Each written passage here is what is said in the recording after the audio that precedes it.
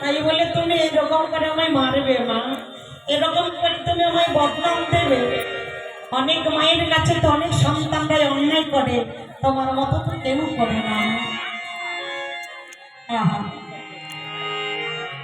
ধরিবে বলে প্রাণ গোবিন্দ, মায়ের ভাই আগে আগে দৌড়ায় আর পিছে পিছে মা দশমতি। দৌড়াতে দৌড়াতে যখন ঘাবড়ে গেল, একটু আড়াল লুকাইয়ে থাকলো, মা যেন দেখতে না পায়। যখনই মায়ের চোখের আড়াল হলো, নয়নের আড়াল হয়ে গেল, অমনি আমার মা যশোমতি বলছে, গোপাল গোপাল গোপাল। দেখছেন এদিকে আবার রাগ, ধরলেই মারবে। আবার যেই না একটু আড়াল হয়ে গেল, অমনি গোপাল গোপাল বলে চিৎকার করছে। নয়নের জলে কাছে বলেছে, গোপালের গোপাল রে, জগতে তুই বিনাই আমার কেহ নাই রে, জগতে তুই বিনাই আমার কেহ নাই রে,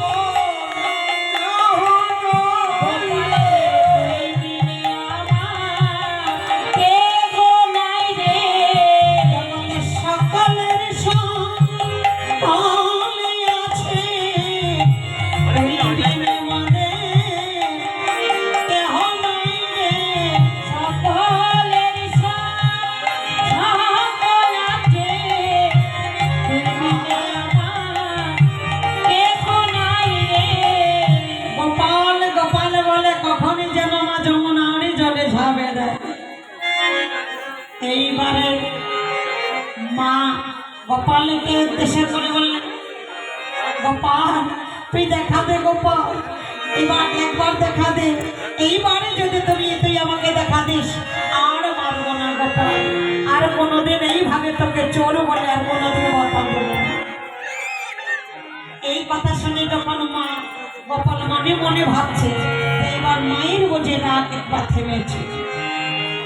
আড়াল থেকে বাহিরে আসলো, মামা বলে যখন বলল, ও মানে মা কি করলো, গোপালকে শক্ত করে করদটি ধরলেন। এবার গোপালকে ধরে কি করলে, এইবার তুই ধরা দিবি না। ভগবান বললে, না আমি যদি নিজ গুণে কৃপা করে কাউকে ধরা না দেই, পৃথিবীর এমন কোনো কারো সাধ্য নাই আমায় ধরিতে পারে।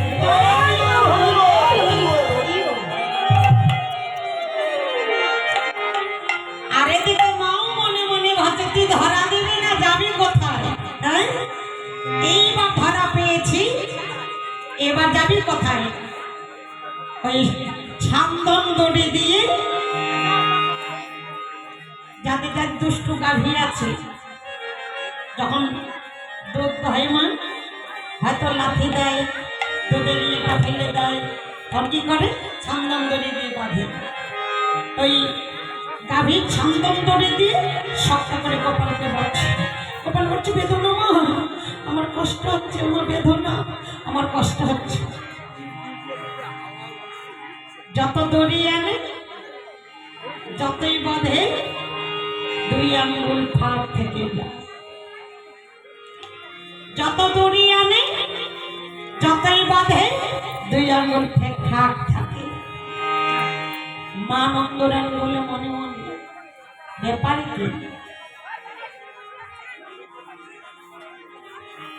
গাভীর ছান্দন দড়ি দিয়ে সব বাঁধছে, কিন্তু বাকিটাই পূরণ হচ্ছে না কেন? একেবারে থেকে বৈষ্ণব পদকবি বললে, মাগো মা, মাগো মা, ভগবানকে বাধা রেখে মুখের কথা, মুখের কথা এমনি করে তো ভগবানকে কেউ বাঁধিতে পারে না, কেউ বাঁধিতে পারে না। লক্ষ লক্ষ গাভীর ছান্দন দড়ি দিয়ে তুমি যতই বাঁধো না মা, যতই বাঁধো না মা, তুমি বাঁধিতে পারবে না। আরে দুটো আঙুল ফাঁক হলো, তুমি দুটো আঙুল পূরণ করে বাঁধতে পারো না কেন জানো মা? মায়ের গোপালের মা কিন্তু নন্দরানী মায়ের মনে মনে অহংকার। গোপালের মতো আমার সন্তান বৃন্দাবনে নাই, আর আমি বহু সাধনা করে আমি গোপালের মতো সন্তান। আমার মতো বৃন্দাবনে ভাগ্যবতী কে আছে? কেন আমরা বলি না ছেলেটা যদি একটু লেখাপড়ায় ভালো হয়, ভালো হয়, দেখতে ভালো হয়, চলাফেরা ভালো হয়, আমার ছেলেটা আমার কথা ছাড়া এক পা নড়বে না, আমি যেটাই বলবো সেটাই করবে। আমার ছেলেটা লেখাপড়াও ভালো, জ্ঞানী বুদ্ধি ভালো, প্রেম শক্তি ভালো।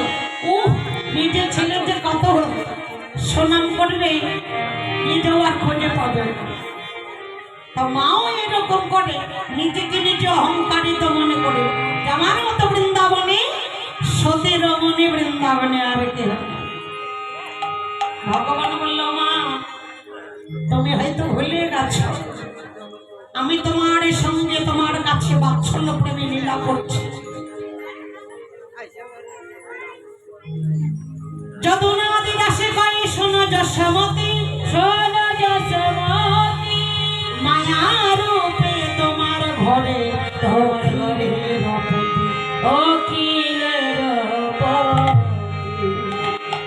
পদকবি বলল, মা মায়া রূপে তোমার ঘরে অখিলের পতি, অখিল মানে পৃথিবী, পতি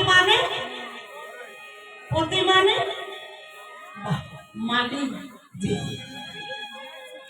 তাহলে কার মালিক?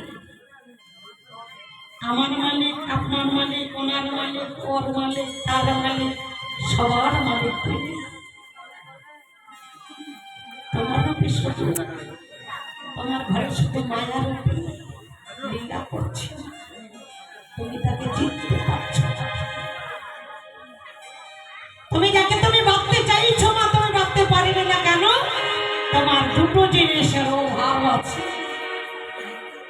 যে দুটো জিনিসের অভাব সেটা কি জানো? তোমার প্রেমে ভক্তির অভাব আছে। তোমার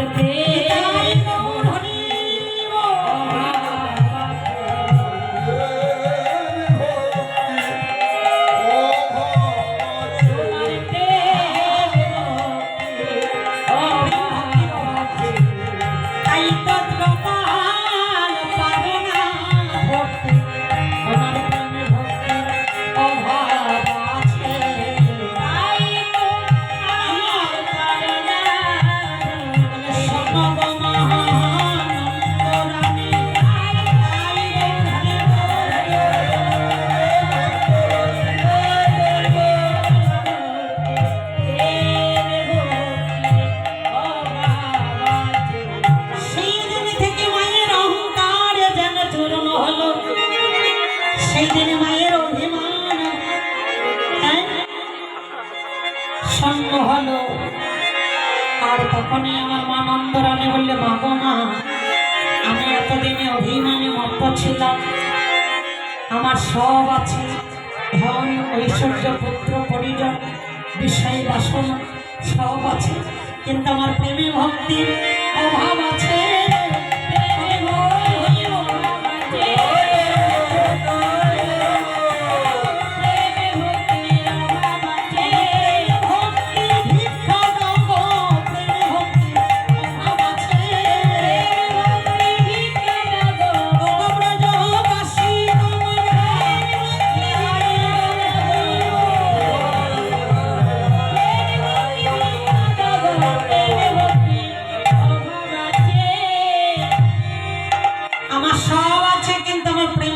অভাব আছে, আমার প্রেম ভক্তি নাই বলে আমি গোপালকে ভাবতে পারি না।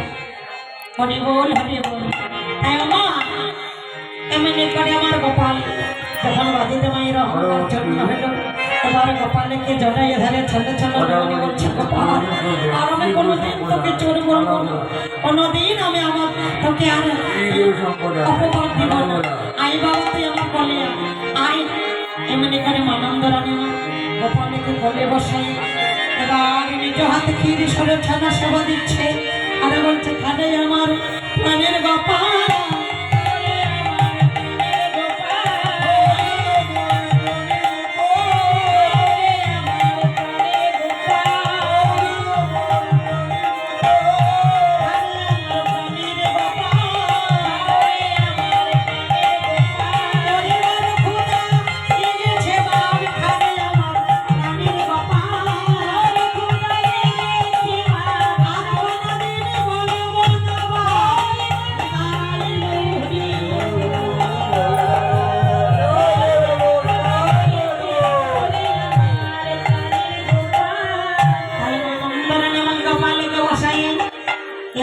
আত্মীয় স্বজন অনেক সেবা দিল।